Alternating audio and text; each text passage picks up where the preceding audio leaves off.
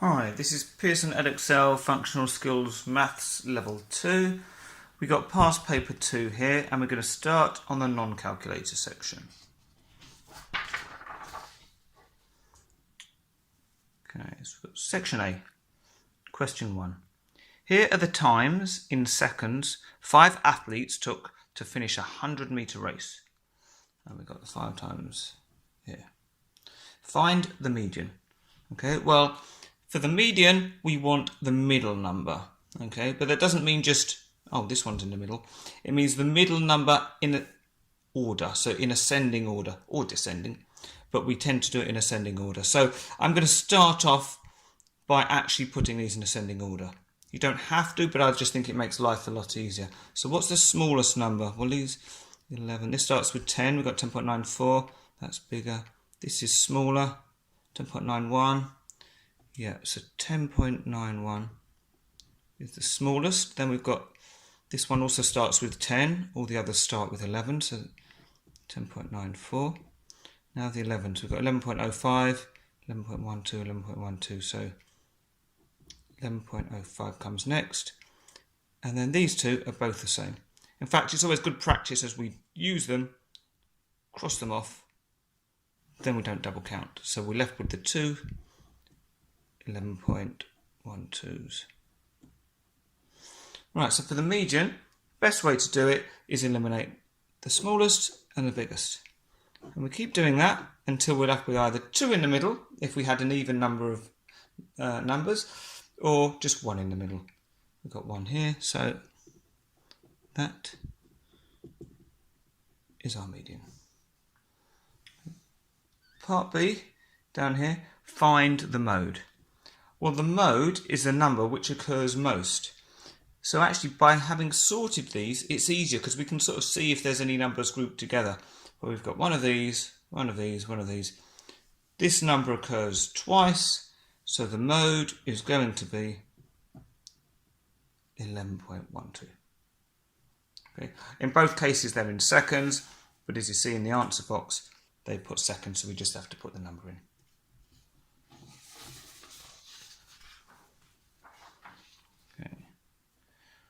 Question 2.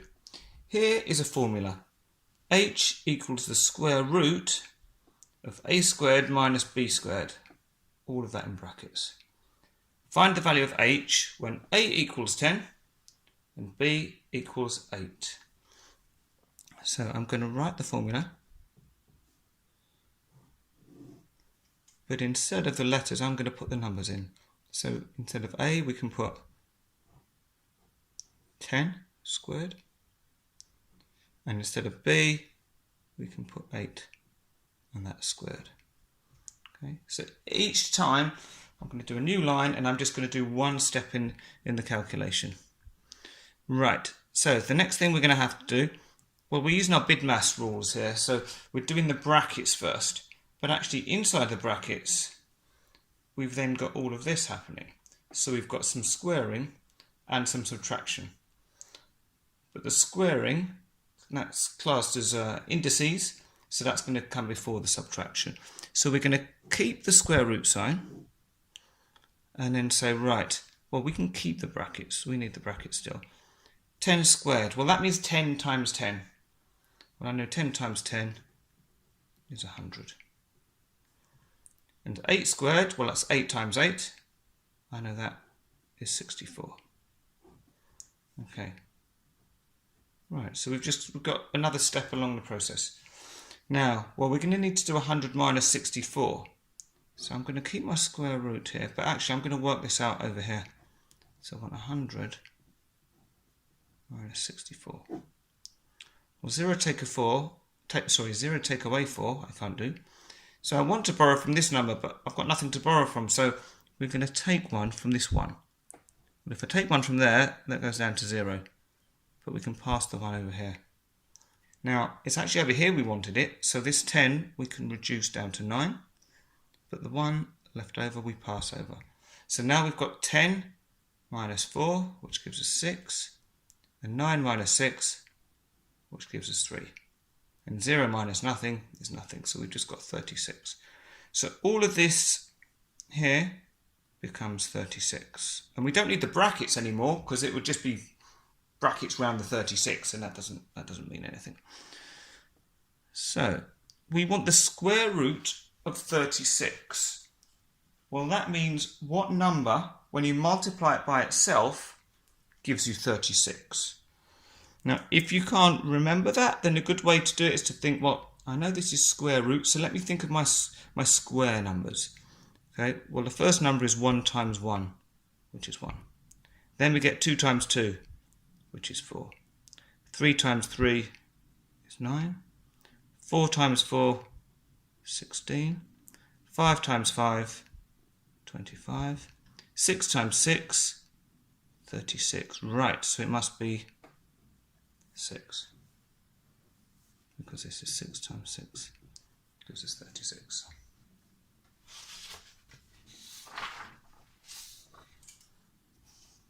Okay, question 3.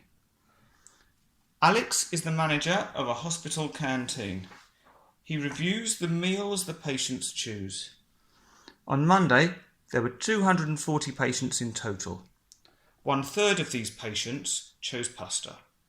3/8 of these patients chose beef stew. The other patients chose chicken. How many patients chose chicken on Monday? Right, so for us to know how many chose chicken, first we need to know how many chose pasta, how many chose beef. Then we can take those away from the total, and whatever's left must be the patients that chose chicken. Right, so the first thing we want to do is work out what is 1/3 of 240. So 1/3 times 240. Well, we're going to do sort of 1 times 240, which is just 240, and then divide by the 3. So it's the same as just saying 240 divided by 3. So we can do this using the bus stop method.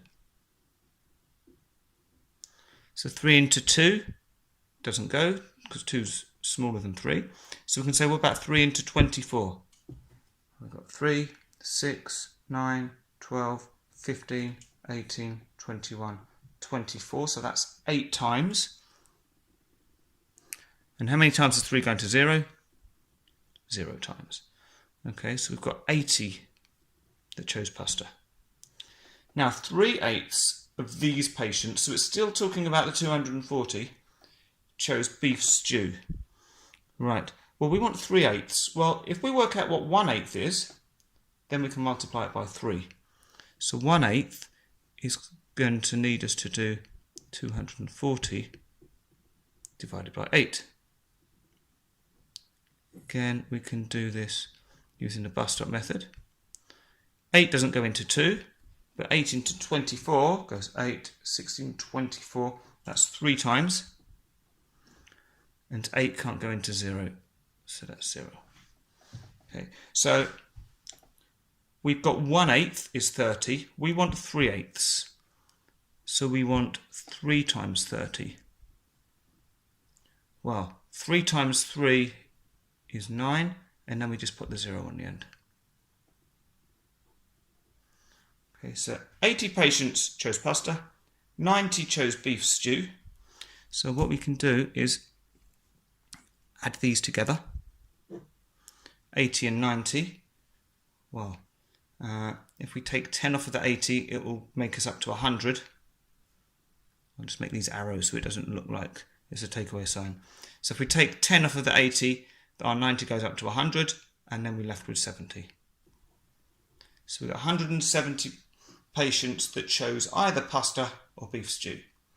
So any left must have had chicken. So we can do 240 minus 170. 0 take away 0 is 0. 4 take away 7, can't do because 7's bigger. So we need to borrow 1 or exchange 1 from here. So that becomes a 1. Now we've got 14 minus 7, which is 7, and 1 minus 1, which is nothing. So the patients that chose chicken on Monday must be 70.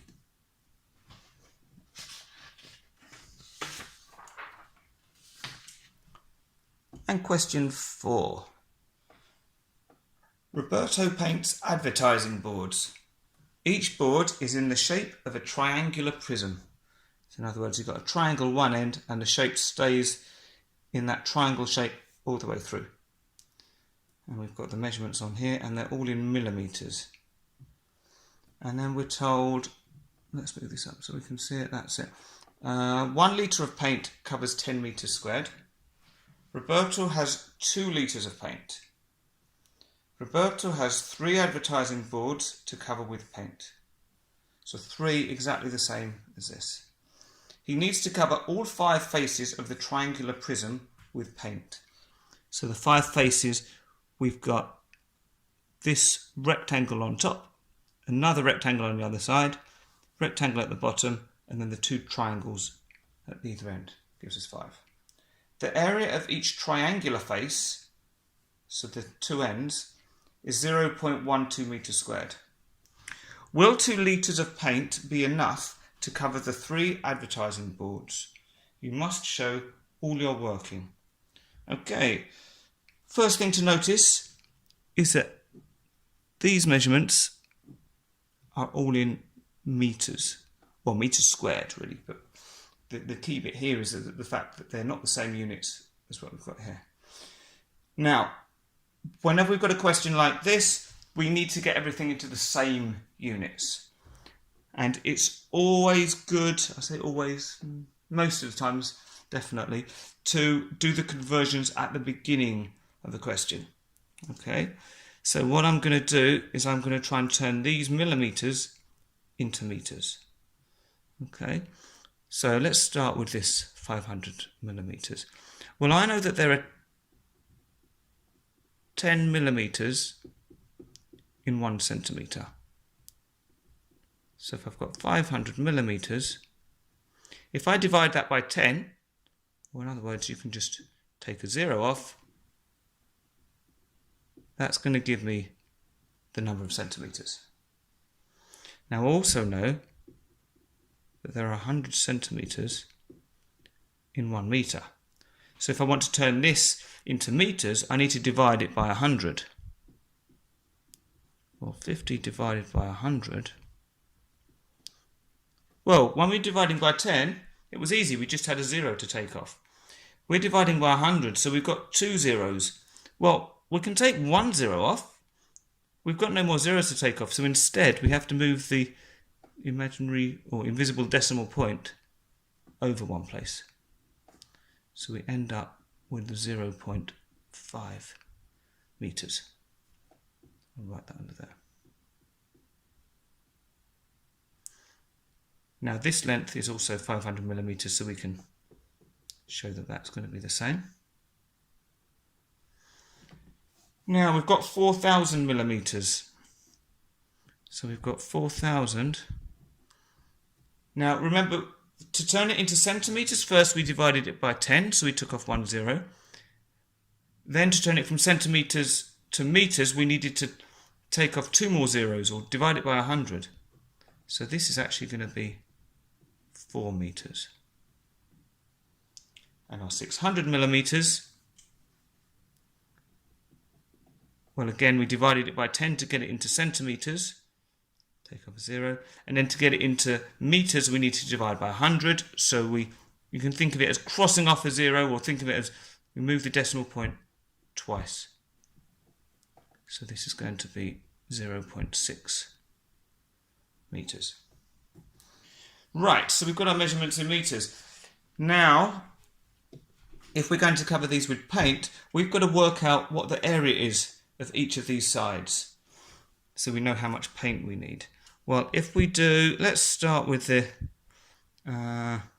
sort of like, what should we call these, top pieces or side pieces? Let's call them side rectangles. Well, the area of a rectangle is the length, which is 4 metres, times the width. Well, if the length is 4 metres, the width is 0.5 of a metre. So 4 times 0.5, or 4 times a half, Or another way, what's half of 4? It's just going to be 2. And because it's area, it's going to be meters squared. Okay. Now we've got 2 of these rectangles, so we're then going to need to double this. So 2 times 2 is 4 meters squared. So that's for both this rectangle on the right and the other rectangle on the left. Now we've also got the base.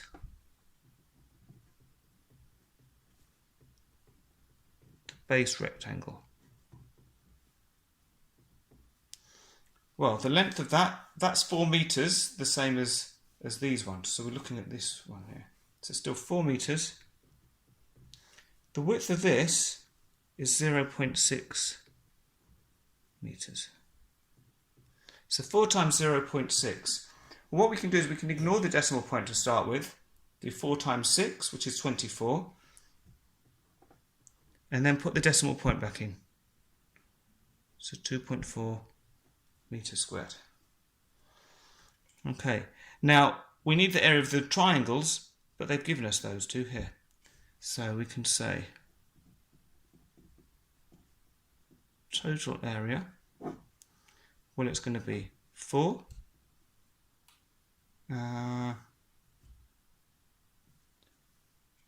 plus 2.4, and then plus the 2 triangles, so 0.12 for one of them and 0.12 for the other.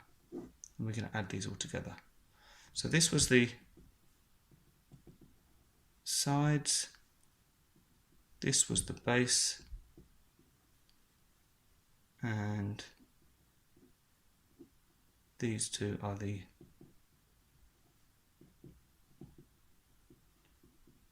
end triangles. Well, if we want to add these all together, we've got numbers with a different number of decimal places. So the best thing to do is to fill in the missing digits with zeros, just so it makes it easier for us to add together. So 0 plus 0 plus 2 plus 2 is 4. 0 plus 4 plus 1 plus 1 is 6. Put the decimal point. 4 plus 2 and some zeros is 6. So 6.64 meters squared is the area of one of these triangular prisms, or one of these advertising boards. Now, if you remember, Roberto has 3 advertising boards to cover with paint. So what we want to do is 6.64 times 3. Well, I'm going to ignore the decimal point to start with. So 3 times 4 is 12. Carry the 1. 3 times 6, so 6, 12, 18. Add the 1 is 19. Carry the 1. And 3 times 6 is 18 again. Add another 1 is 19. Now we've got 2 decimal places in this number, so we're going to put our decimal point back in 2 places. So we get 19.92 meters squared. Right, so that's the total area of 3 boards. We want to know if we've got enough paint. Well, 1 litre of paint covers 10 meters squared, and he has got 2 litres of paint. So we can say, well, 2 times 10 is going to be 20 meters squared. So we've got 20 meters squared of paint. We need 19.92 meters squared of paint. So yeah, we've got enough. Yes. And that's the end of the non-calculator section. Now we're on to the calculator section.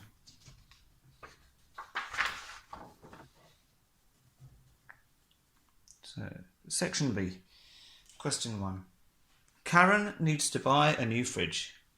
The fridge must fit in a space in the kitchen. The space has width 19 inches, depth 22 inches, and height 36 inches. Karen sees these fridges for sale. So we've got fridge A, fridge B, and fridge C with their dimensions. 1 inch equals 2.54 centimetres. Karen will buy one of these fridges. choose a suitable fridge for Karen to buy. You must show you're working. Okay, well, a suitable fridge is going to be a fridge that fits in her space. Well, these are in inches, these are in centimetres, so we're going to need to do some converting. Now, it doesn't matter if you go from inches to centimetres or centimetres to inches, but if we do go from centimetres to inches, we've got 1, 2, 3, 4, 5, 6, 7, 8, 9 numbers that we'd have to convert, or maybe 7 because they're the same. But if we convert the inches to centimetres, we've only got 3 numbers. So I'm going to do it this way. So 1 inch is 2.5 centimetres. So 19 inches is going to be 19 times 2.54, which gives us 48.26 centimetres. If we do the same with 22, multiply that by 2.54, we get 55.88 centimetres. And finally with 36 inches times what are we doing? 36 times 2.54, we get 91.44 centimetres. Right, so now let's have a look and see which of these fridges fit. We'll look at the width first of all. So the space is 48.26 centimetres wide. So this one would fit. This one is bigger than that, so it wouldn't fit. So it doesn't matter about the other dimensions. Fridge B doesn't fit. Now, what about the depth? 55.88 centimetres. Well, this one would fit, and so would this one. And we don't care about B now because we know it's too wide. So we're just interested in the height. We've got a space that's 91.44 centimetres. So this one would fit. This one's too big. So it says choose a suitable fridge. Well, there's only one that's suitable, and that's fridge A.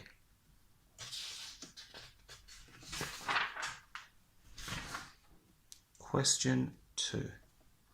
So we've got an X and Y axes here with some points plotted. Part A says write down the coordinates of point C. Well, we always look at the X-axis first, so this is 1, and then the Y-axis, -1. So we need our curly brackets. So just 1, -1. Part B says mark with a cross the point D on the grid so that ABCD is a parallelogram. Right, okay. Well, I know that a parallelogram is a four-sided shape with 2 pairs of parallel sides. So in other words, normally we would have a parallelogram, something like this. So a rectangle that's been sort of pushed over. Okay, so it's quite hard to visualise. So I'm going to join the points that I've got. So if that's 2 of the sides, so we've got this like this, but if we think, well, if we twist this, we're probably going to have a shape, a parallelogram that's a bit more like this, something like that.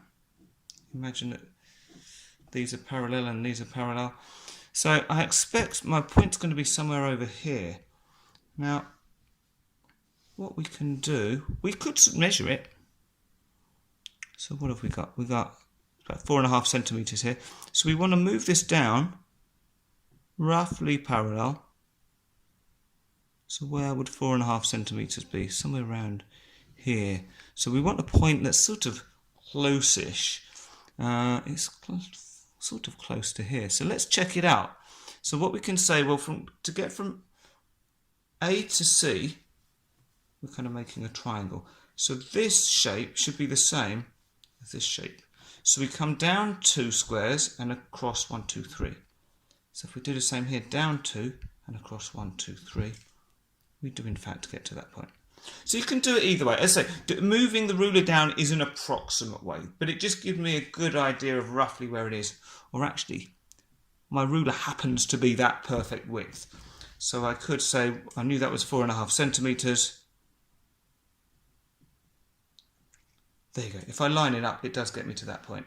But the more accurate way is what I did the second time, which was count down and across from one point and do the same with the other point. Because it's a parallelogram, that will work. Okay. They haven't asked us to draw it, but I'm going to draw it anyway. And they said mark with a cross the point D. So I've got to have a cross there, and I'll call it D. Part C. Write down the sum of the angles in a parallelogram. So a parallelogram is a quadrilateral, so it's a four-sided 2D shape. And I know that the total angles in any four-sided shape are 360 degrees.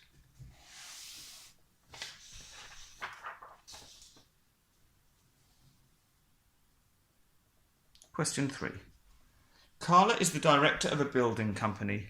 She employs builders at a site in Hull and at a site in London. The average day rate of her builders in London is £153. In Hull, the day rates she pays her builders are shown in this table. Of course, so this builder must be pretty good. He gets £290 a day. This person only gets £75, and so on. The builders in Hull say their average day rate is less than £153. Carla says the average day rate is the same in Hull and in London. Show how both these statements can be true. You must show your working. Well, normally you'd think they can't both be right. It can't be less than that, but equal to that. But the key thing here is the word average. So we know that there's more than one type of average. You've got the mean, you've got the median, and you've got the mode.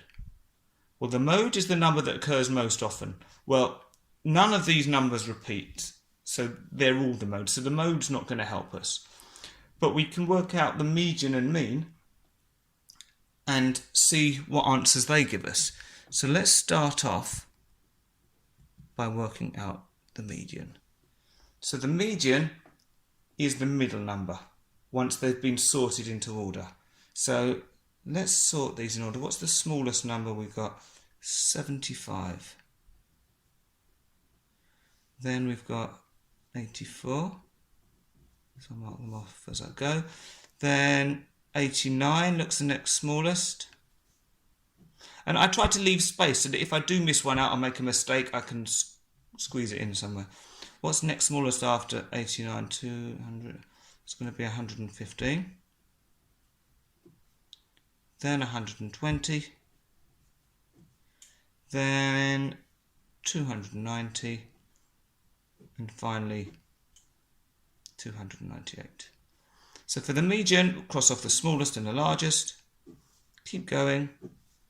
We either end up with 2 in the middle or 1 in the middle because there's an odd number of numbers. Right, so the median is 115. So we can say £115. Well, that's less than 153. Now, what about if we look at the mean? Well, the mean is the total of all the numbers divided by how many, or the frequency. So let's add all these numbers together. It doesn't matter if we add these ones or they're the same numbers, just in a different order. So I'll use the printed numbers at the top. So 290 plus 75 plus 115 plus 84 plus 120 plus 89 plus 298 gives us 1071. And we will need to divide that by the frequency. Well, how many have we got? We've got 1, 2, 3, 4, 5, 6, 7. So 1071 divided by 7 gives us £153, which is equal to £153. So we can say with this one, The builders say the average rate is less than 153, so we can say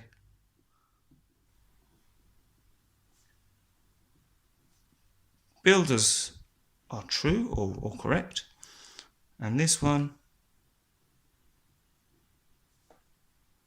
Carla, is correct. I suppose technically the builders are correct and their statement is true, but I think either of those wordings would work for that. Okay.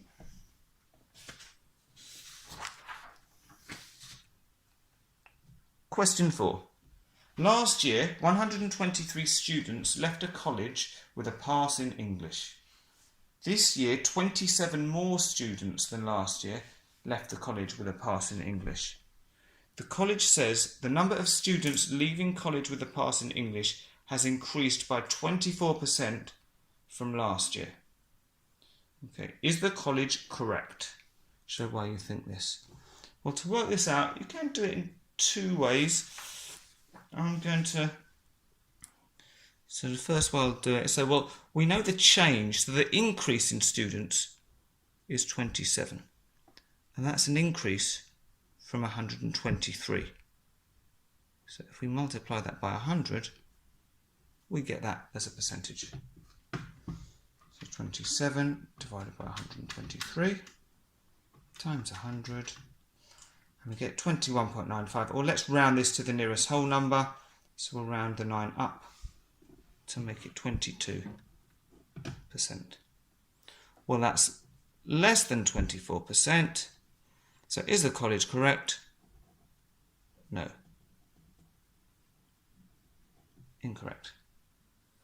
Now I said there was another way of doing it. Now some people, this might look a bit strange for them. They might prefer to say, well, if 27 more students left with a pass, they might want to add on the 27 to 123, which is fine. If you do that, you get, well, that means there must have been 150 that passed. So you can do 150, divide that by 123, multiply that by 100 to get a percentage,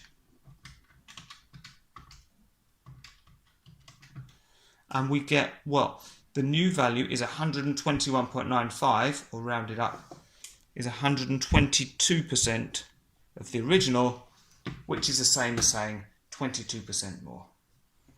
So this is just an alternative way of doing it, which some people might think looks a bit easier, but this is absolutely fine, this method here. Okay. At the bottom it says use a reverse calculation. Let's move this here. Use a reverse calculation to show a check of your answer. Well, I'm going to check this answer. Well, our answer was 22%. So if we're showing a check, we're going to start with that answer. And we divide it by 123 and multiply it by 100. So I'm going to do the opposite. I'm going to divide it by 100 and then multiply it by 123. So 22 divided by 100 equals, and then multiplied by 123, and we get 27.06, which is approximately equal to 27, which is what we started with. So we can give that a tick and say, yeah, that's about right.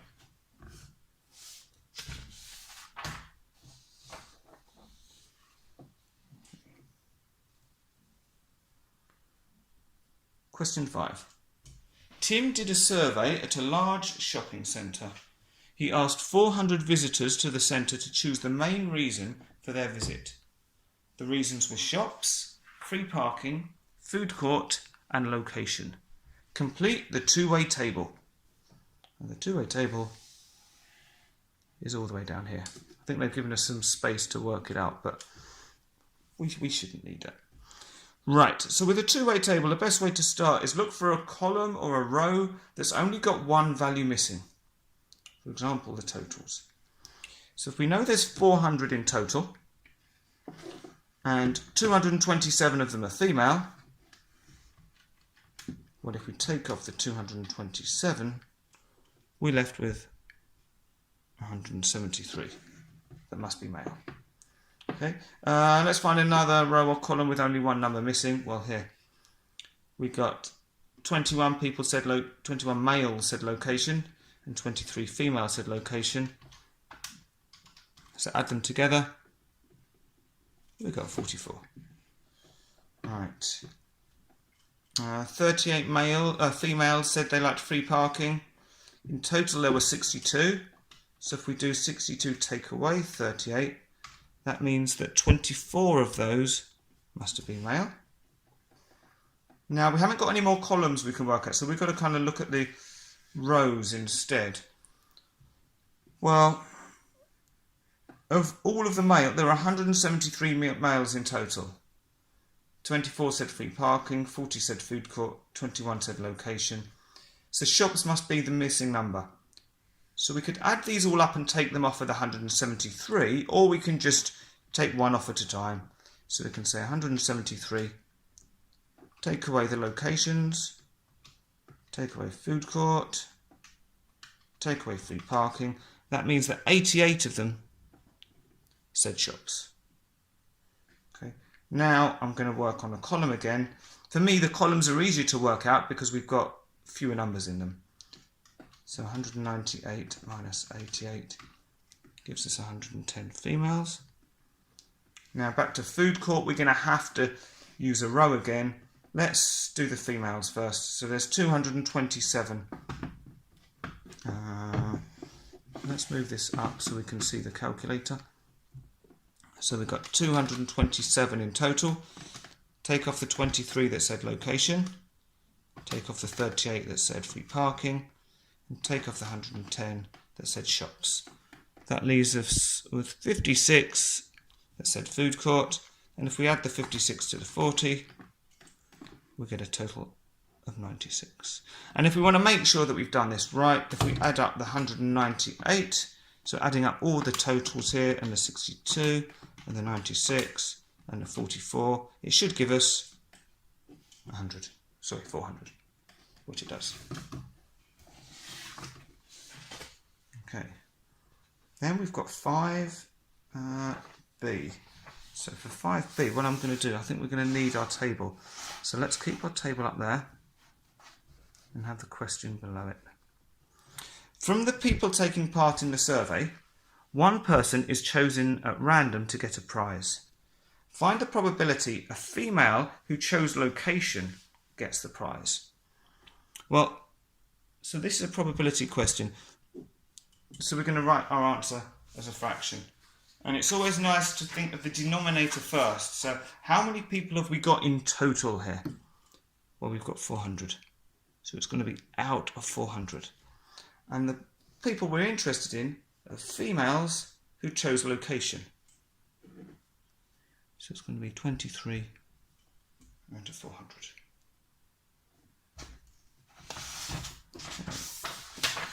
Right, so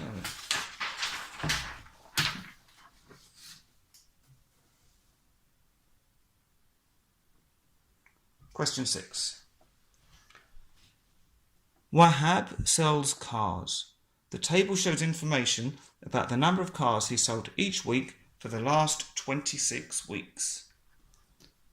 So there were 2 weeks where he sold between 1 and 5 cars, 12 weeks where he sold between 6 and 10, 9 weeks he sold between 11 and 15 cars, and in 3 weeks he sold between 16 and 20 cars. Wahab estimates he sold a mean average of 10 cars per week. Is this estimate of the mean correct? Show why you think this. Right, so to work out the mean, you know that we need to add up how many we've got and divide by how many there are. Yeah, that's right. Yes, we'd add up the total number of cars sold and divide by how many weeks there were. Right, but we don't know exactly how many cars were sold because we know in the first category it was somewhere between 1 and 5. So in both weeks he could have sold 1 car. In both weeks he could have sold 5, or he could have sold 2 in 1 week and 3 in the next. We just don't know. So what we do, and this is the estimating bit, where it says he estimates, is this estimate of the mean. The estimate is that we are saying, I don't know exactly how many were sold in each category, so I'm going to take the midpoint, because that seems like a reasonable assumption. Let's assume that it was in the middle. And the best way to get the midpoint is to add the bottom number by the top number and divide by 2. Otherwise, you could look at the two numbers and say, well, it's going to be halfway between, which is fine, but adding them together and divide by 2 is always going to work. So 6 plus 10 is 16, divide by 2 is 8. 11 plus 15 is 26, divide by 2 is 13. Obviously, you can use your calculator. 16 plus 20 is 36, divide by 2, got 18. Right, we're still trying to find out how many cars were sold in total. Well, it wasn't just 3 cars sold, but it was 3 cars that were sold for 2 weeks. So we need to multiply these. So our extra column is going to be the frequency times the midpoint. Okay, so 2 times 3 is 6. 12 times 8 is 96, or we can use our calculator. 9 times 13, that should be 117, I think, yeah. 3 times 18, 54, yeah. Right, and now we want totals. Okay, so the totals, if we add up the frequency, this will tell us the total number of weeks. Now, we actually know this because I told us at the beginning, but there's no harm in just checking. Yeah, we get 26 weeks. Now, adding up the midpoints, there's no point. That's not going to tell us anything. The important thing is how many cars were sold in total. So we're going to add up the 6 plus the 96 plus the 117 and the 54 to get 273. Okay. So as I said, the mean is the total divided by the frequency, which in this case is 273 divided by 26 because we want it per week, and we get 10.5 cars. Wahab estimates he sold a mean average of 10 cars per week.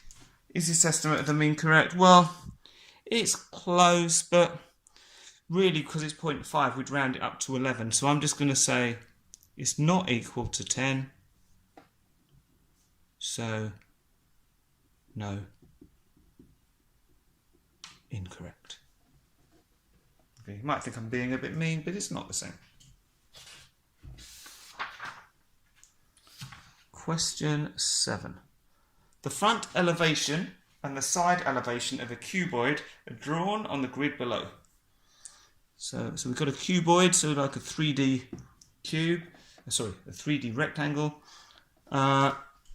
This is the front, so we're looking at it front on. This is the side, so looking at it from the side. And we're told the scale. So one of these boxes is 1 centimetre down and 1 centimetre across. Find the volume of the cuboid. Right. Well, they haven't asked you to do this, but I find it helps to draw a little sketch. And it depends how comfortable you are with sketching shapes, particularly 3D shapes. So if this is my front, we know that it's 1, 2, 3, 4, 5, 6 squares. So that's 6 centimetres across. And we know that it's 1, 2, 3 centimetres up. Now the side is going to be going along here. And this is still going to be the same height, so it's still going to be 3 centimetres, but it's 1, 2, 3, 4 centimetres going that way. Okay, and if I want to finish, the top of it would be a rectangle. So we can say top, or we can call it the plan view if you're looking down. Okay. Well, the volume of a cuboid is the length times the width times the height. Well, our length is 6 our width is 4 and our height is 3. So you can multiply those in any order. 6 times 4 times 3, and we get 72, and its volume, so it's going to be centimetres cubed. And we can just pop that in there. Draw the plan of the cuboid on the grid below. Okay, well, we've already sort of drawn it in our sketch up here. So we know that it's 6 centimetres long and 4 centimetres wide. So let's start here. So if each of these are 1 centimetre, we're going to go 1, 2, 3, 4, 5, 6. Try and make this a bit darker so you can see it clearly. And then 4 centimetres down, wasn't it? 1, 2, 3, 4.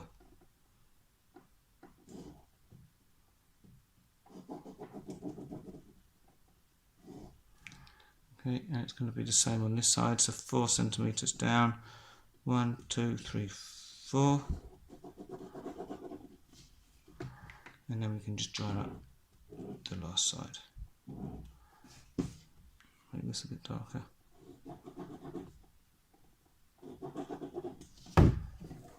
There we go.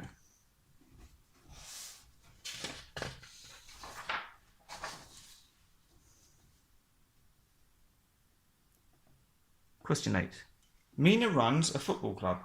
She needs to order size 3, size 4 and size 5 footballs in the ratio 6 to 2 to 1. Mina needs to order a total of 180 footballs. Complete the order form for Mina. Okay, well, we've got the order form down here, but I'm going to keep up with the question for now. So we've got size 3s, size 4s and size 5s. So it's a ratio question. So if you've seen any of my other videos, you know I have to draw a table. And these are in the ratio of 6 to 2 to 1. And we're talking about a total, so I'm going to put a total column in. Well, if we only had 6 of these, 2 of these and 1 of these, in total we'd have 9 footballs. But actually, they're telling us we've got 180. So we want to know what we need to multiply the 9 by to get to 180. Or in other words, 180 divided by 9. Excuse me. So 180 divided by 9, you get 20. So that's saying that to get from 9 to 180, you multiply by 20. So we're going to need to do exactly the same to all of these. Well, let's start with the easy one. 1 times 20 is 20.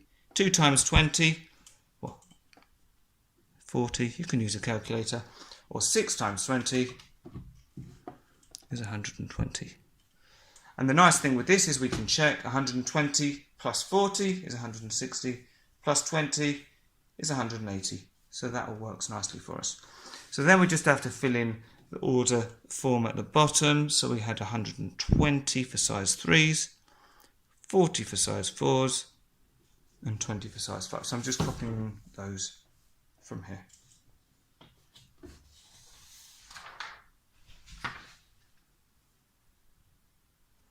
Mina also needs to buy medical equipment. She needs 23 packets of plasters. One packet costs £4.49. A box of 50 packets costs £20.25. Can Mina buy 23 packets of plasters for less than £100? Show why you think this. Right, so there's different ways she could buy 23 packets of plasters. She could just buy 23 lots of £4.49.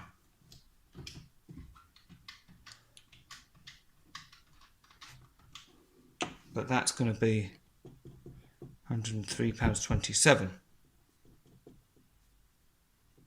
That's too much. Well, she could buy the box of 5 packets.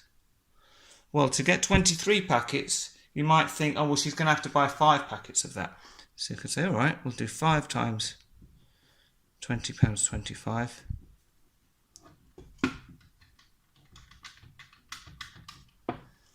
And that's going to be £101.25. So it's less, but it's still too much. But there is somewhere in between the two. So just because they come in packs of 5 doesn't mean we have to buy 5 packets. We could, if we want 23, well, if we do our 5s, 5, 10, 15, 20, we know 25 is more than we need. What about if we just buy 4 packets? So 4 times £20.25. Well, that's £81. But it's not enough, because 4 times 5 is only going to get us 20 plasters. But we need an extra 3 of the £4.49. So these ones we can buy individually. So it might not be worth buying lots and lots of those, but if you only need a few to make up, then maybe that's the way to go. So 3 of these is £13.47. So if we add these together, we get a total of £94.47, which is less than £100. So yes, she can.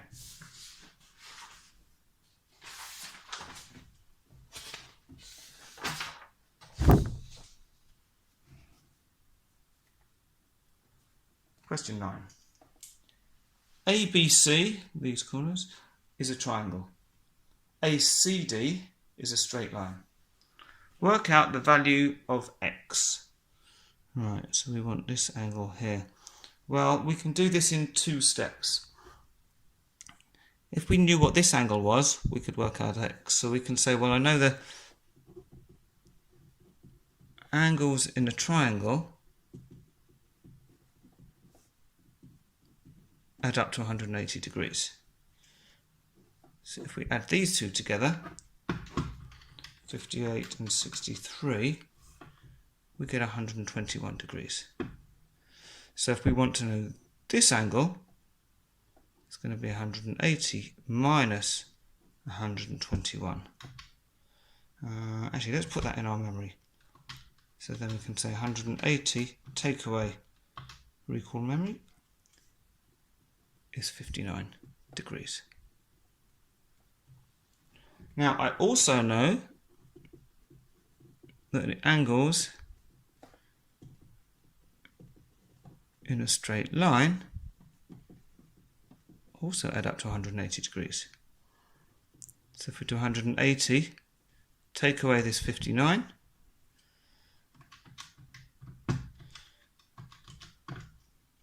we get back to 121 degrees. Okay. But you do need to work it out. There is another, well, for level 2, we need to work it out using these 2 steps. You can't just guess and say, oh, I know that the total is going to be that. We've got to show that we've done it using angles in a triangle are 180, and also the angles in a straight line make 180. Okay, use estimation to check your answer. Right, well, estimating, well, we could say that this is going to be my part B. I'll write it up here. 63 is about 60, and 58 is about 60. So add them together, we get 120. 180 minus 120 is 60. And then we do it back the other way.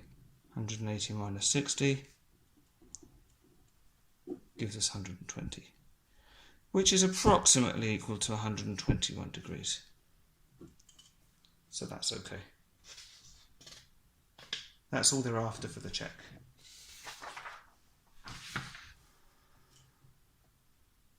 Question 10. There are roadworks on the motorway. The average speed limit is 50 miles per hour.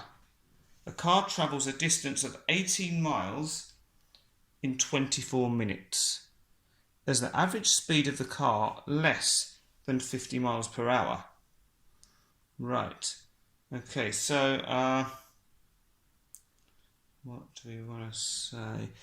Well, if we know it's doing 18 miles for 24 minutes, well then let's work out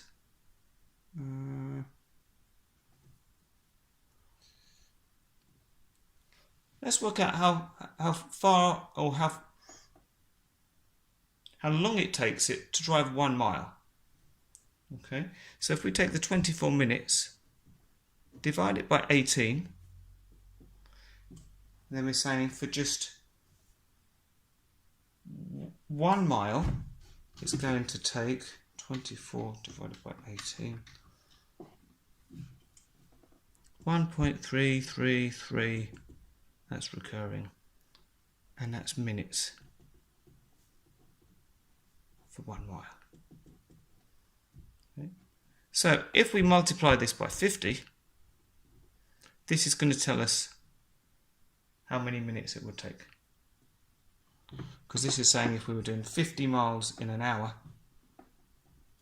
so multiply that by 50, and we're going to get, well, that would take 66.66 recurring minutes.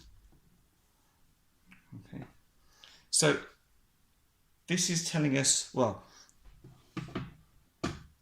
if we're using his speed, it would take us 66.66 minutes to travel 50 miles.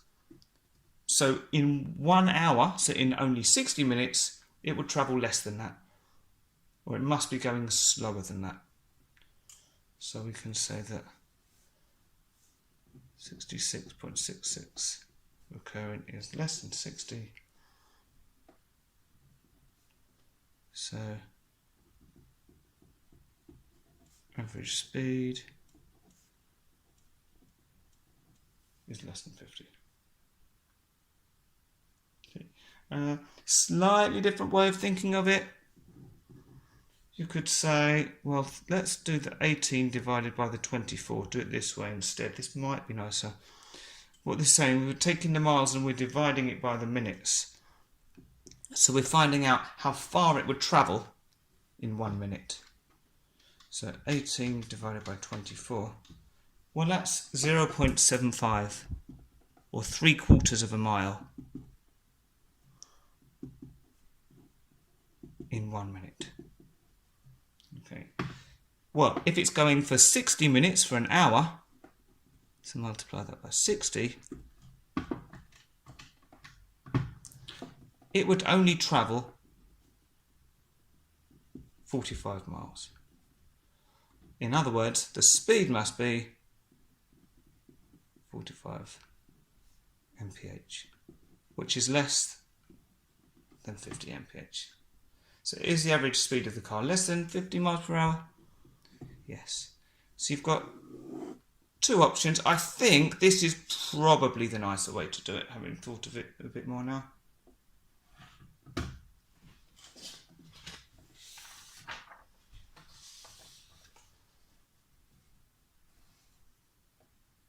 Okay. Question 11. Mario uses wire to make earrings. Mario uses wire to make a circle with diameter 25 millimeters, so all the way across from one side to the other, going through the center. He then adds a star shape made from wire. All the sides of the star shape have length 9 millimeters. Mario has 3 rolls of wire. There are 500 millimeters of wire on each roll. Mario is going to make 8 of these earrings. Will Mario have enough wire to make 8 of these earrings? Wow, lots going on. So in other words, we've got to work out how much wire we need for one of these, multiply it by 8, and compare it to how much wire we've got. I'm actually going to do this bit first. I'm going to work out the total amount of wire that they've got. Okay, total wire got, abbreviated. So it's going to be 3 rolls with 500 on each. So 3 times 5 is 15. and then add the zeros on. Well, obviously you can use your calculator. Now we've got the slightly trickier bit of working out how much wire for one of these earrings. So let's start with the star. Well, if this is 9mm, it says all of them are 9mm. Well, let's count how many we've got. We've got 1, 2, 3, 4, 5, 6, 7, 8, 9, 10, 11, 12. So it's going to be 12 lots of 9mm. So 12 times 9 is 108 millimeters. Then we've got the circle going around the outside. Well, because it's the outside, it's the circumference we want. So circumference. And the area for the circumference of a circle is 2 pi r, or you might remember it as pi d, pi times the diameter. And we're told on the front of the paper, you can have a look, that pi equals 3.14. And we know that the diameter is 25. If you prefer to work with the radius, well then you can halve the diameter, but then you'll end up just multiplying it by 2 again back in the formula. But that's fine. So 3.14 times 25, we get 78.5 millimeters. Okay, so we had 108 and we've got 78.5. So 108 plus 78.5. Oh, I didn't put the decimal point in. So what was it? 108 plus 78.5. So let's see, always check what you're doing. So we've got 186.5 millimeters. So that's for one star. Now we've got 8 of these earrings. So we want to multiply this by 8. Right. Multiply that by 8 and we get 1,000, don't know if you saw that, let me hold it there, 1,492 millimeters. Okay, so we need 1,492 millimeters. We've got 1,500. So we can say, well, 1,492, what we need is less than what we've got. So will Mario have enough wire to make 8 of these earrings? Yes, he will.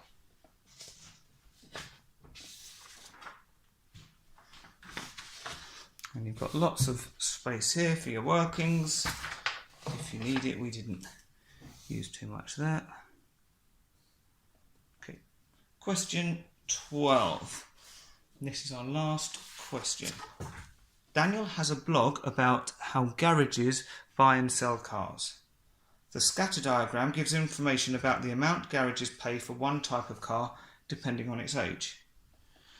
Daniel, and so we've got the scatter diagram here, so amount paid by garage, these amounts here, and age of cars. So if we pick one at random, this one, this is saying that a 3-year-old car, the garage paid, what's this, 10,000 and 12,000. We've got 1, 2, 3, 4 boxes there.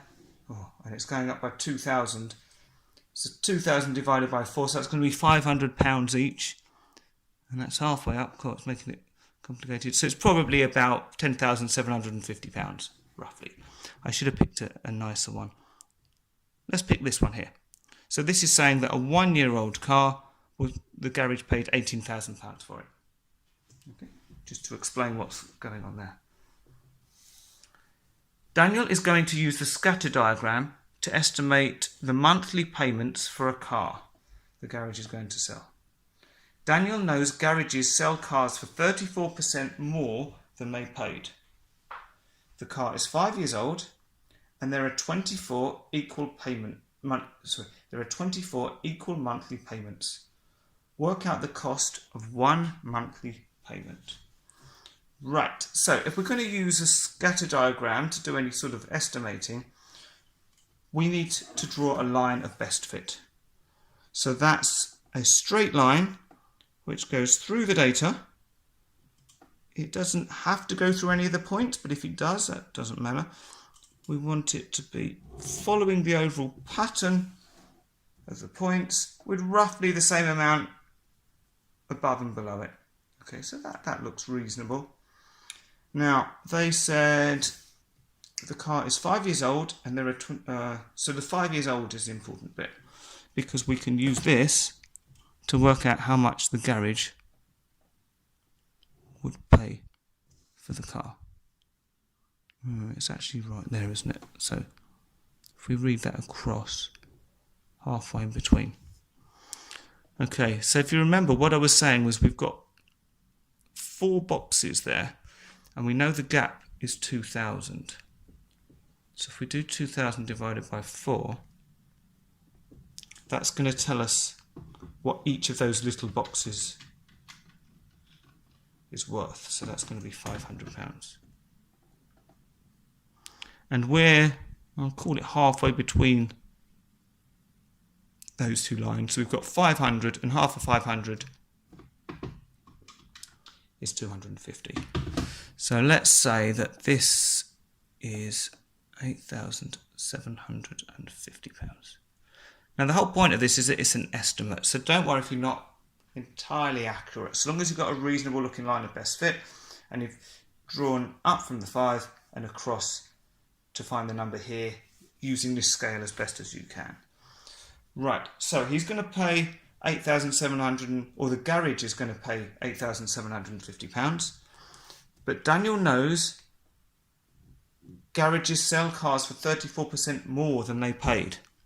So let's work out what 34%, or 34 out of 100, of the 8,750 is going to be. So 34 divided by 100 times 8,750. So the extra they're going to charge is 2,975. So we need to add that onto the 8,750.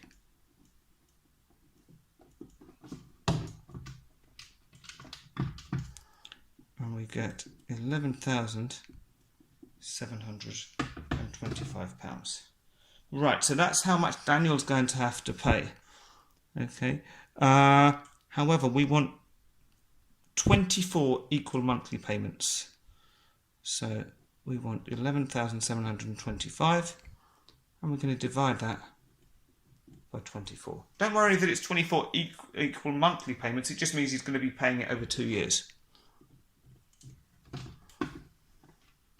So divide that by 24, and we get 488.541. Let's round it to 2 decimal places because this is money. So 0.54. The one's less than 5, so we can just stick with what we've got. So £488.54. And that's the end of the paper. So I hope you found that helpful. Please subscribe to my channel. Turn your notifications on so that you get notified when I put out new videos. Like the video, add any comments, and hopefully I'll see you again soon. Thank you.